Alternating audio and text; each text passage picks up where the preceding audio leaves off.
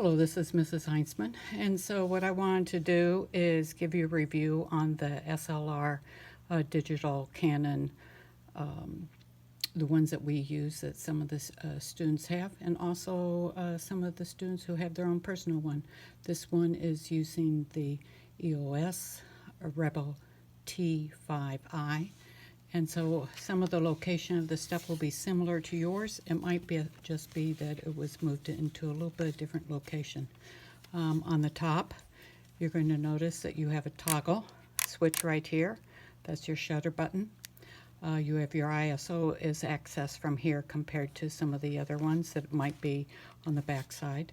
You have your on and off, so if we turn it on, you'll notice that a screen comes up. The LDS screen. This is where you have all of your modes, and so you have your manual, you have your aperture priority, your shutter, and your program, your auto, and also on top, it's not in the scenes, but you do have some additional scenes, but also you have a portrait. So if you look here, you have a portrait. You have long distance. So portrait would be shallow depth of field. The landscape would mean that it's using long depth of field. So portrait, shallow, long depth of field, very shallow depth of field for the tulip, that's your close-up, and your sports. And its priority is to do a faster shutter speed.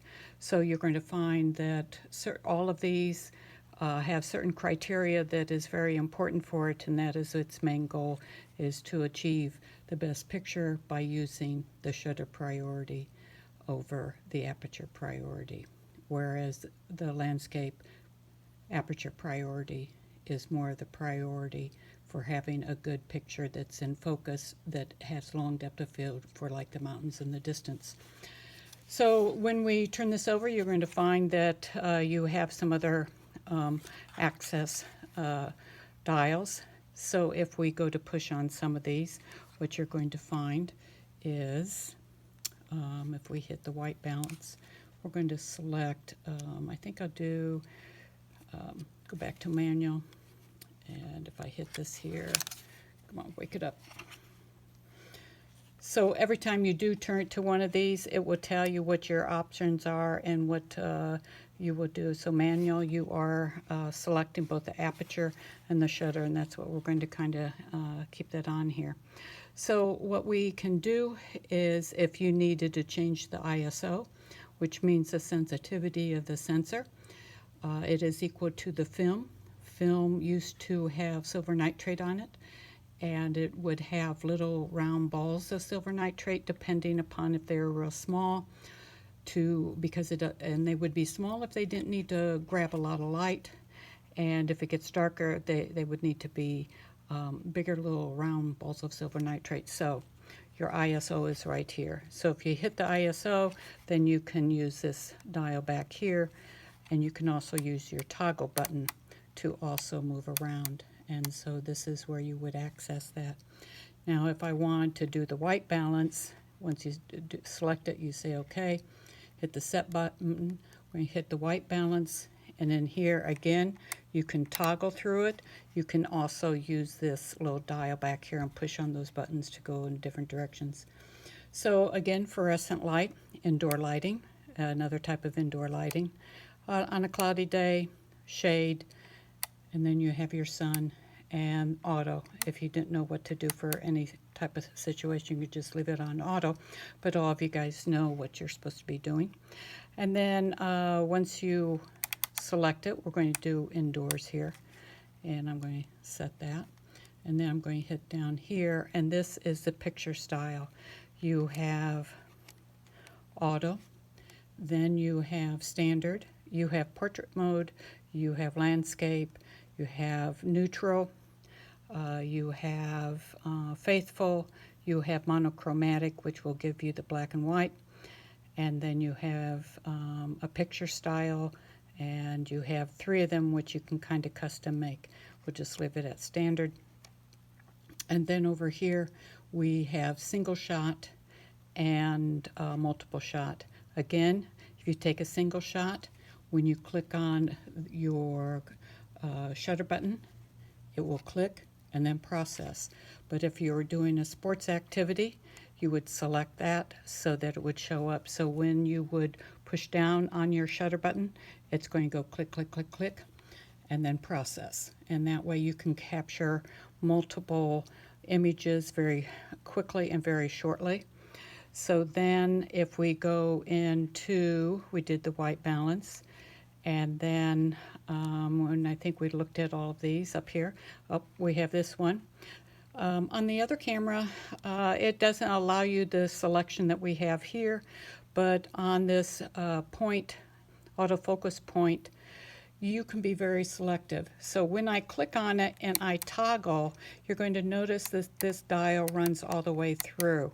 So why do I want this? Well, if what was in the center is what is most important for me to take a picture of, then I would put it on that so that when I took a picture, that is going to be in focus. If the person that you wanted to be in focus and he's all the way to one side, you would select that button so that even though you have him kind of maybe not quite centered, you can have that dot. When you look through the viewfinder, you're going to notice that that light will be going on, and what that will tell you is that person that is focused, what that focuses on will be the focal point, and that is what is going to be in focus. And if you had someone standing a little bit closer, they would not be in focus.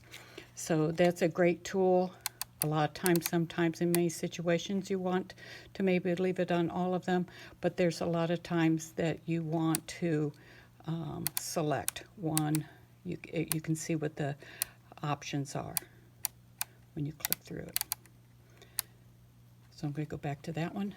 And then there's a couple other settings, and what we have to do is go into the menu for that. If you can't find something that's on the outside, it's going to be in the menu. So when we look at the menu, we'll notice on the front one here is, and I'm going to use this button here to go all the way up, and we're going to talk about the exposure compensation. So when I click on it, this is a really good handy tool. This is used for when you want to do automatic bracketing. Here you can, when you pull this dial, you can make a decision that your piece will take maybe 3 pictures. It'll take a -2, on 0, and then a +2. So you would have 3 different exposures. And that way you knew that you were taking, at least one of the pictures was going to come out looking proper. And especially that is what a lot of photographers do, especially if they're doing senior portraits or that. They really do want to make sure they don't have to ask that student to come back and take some more pictures. So again, that is a tool that is very handy. I'm going to go back into the menu, and you'll notice that if you toggle down, we have the white balance, but we also have it accessed in the other points, so we don't need to stay there. But here is the other one that you really have to set and have to find it. It'd be nice if it was on the back side so it's quick access, but it's not. Here is the partial metering and your spot meter. And so let's go over to the first one, evaluative metering. It means it's going to look at the entire picture. It's going to evaluate what that amount of light it's reading and then help with adjusting the picture taking. And so then partial metering, it means that a little bit less than the whole thing, it's a partial reading of the overall amount of light. Spot meter, right in the middle. That's what its only focus. It's going to ignore whatever light is on the outside. It's thinking that, you know, what's in the middle, that is the most important thing. And then center weighted. This one is very much kind of similar to the partial metering, but center weighted, meaning it's not going to look at what the light is on the outside of the area, but more around the center, and that is what is your essential reading it needs to get a proper light reading and the best picture possible. So what you would need to do is click on one of those, And so if we go back out and I hit this and we go back out, you'll notice that that is what is assigned here. So everything that you select, it will kind of tell you what it is about out here, so what you know if you need to change anything. If I go back into the menu and I toggle across the top here, you're going to notice that there are other things that you can select. And so if you scroll through there, you can look to see where all of your stuff is located, and other little helpful tools of fixing some settings if you needed to. But then if I go back out, I'm going to click out of this, back out. And then one of the things that we want to do is, you know, how do you bounce back from manual mode to, in your manual mode, from your shutter to your aperture mode. And so to do that, you have this wonderful little button here that I think that hit the wrong one. So nope, get back out. So if I hit this one, no, that's going to go take me to the metering section. Oh, sorry, totally wrong spot. So this one right here, if you can see those arrows, they highlight. Right now I'm on the shutter, and then if I toggle back over, it's the aperture. It likes to bounce back, so a lot of times what happens is you have to use this toggle button right here. So when you click on it, then you have to take your toggle button and you have to turn that toggle button so that it will turn it. So if it likes to stay on the shutter, so as I move this dial, you can see that I'm at, it's wanting to run through all of that. That's not what I wanted you to do. Get back here. So on my shutter, it's at 1/640. Great for if I was doing sports outside. If I come in, whoops, keep hitting the wrong button, go down here, and I hit there, and I can toggle F4, very shallow depth of field. Again, your aperture, where's your aperture located? It's on the lens. Where is the shutter located? On the body. It is like it has this kind of a door that has to come across to allow the amount of light. If it needs to be real fast, it goes very quickly so it can capture motion. If I need it to be very slow, then I can, and if I turn my dial here, I can, remember, everything starts getting blurry about 1/60th of a second. So as I go down, things will get blurrier and blurrier. And as I toggle, one of the things, once you start seeing what looks like 1 inch, that's 1 second, 1 second. And so when we were doing our ghost images, we were using 13 seconds. And if I continue all the way, and this is under manual mode, it means bulb. What does bulb mean? It means that then when I click on my shutter, and it will stay open until I release it. And that is how bulb is used. So what I think I've gone through all of the main type of stuff that we've talked about. The other thing that I want to talk about is your flash. If you have to use your flash, a lot of times it will have a button that you have to push on for it to go up. So I'm going to turn this to aperture priority, and I'm going to kind of come in here, and you can see that that flipped up. So if I close it, then the other thing you have to pay attention to is if you have a newer camera, you keep it on stabilizer, and you keep it on, and then autofocus. You want, when you are looking through here, you're going to see that it will click on stuff to help autofocus it, to make things in focus. If not, you're going to have to turn the dials if you're under manual focus. And that is takes some experience to getting that right. So if you needed to, I'm going to turn this off now. If I needed to take my lens off, I would hold on to, I push down on this button, and then I would turn, and then I would notice that on the inside I have a red dot, which is for all the old lenses that go to a Canon that can be used. The white dot is all for the newer versions that are have a stabilizer in it and is more electronic. So you can see on the front here that it is a white dot.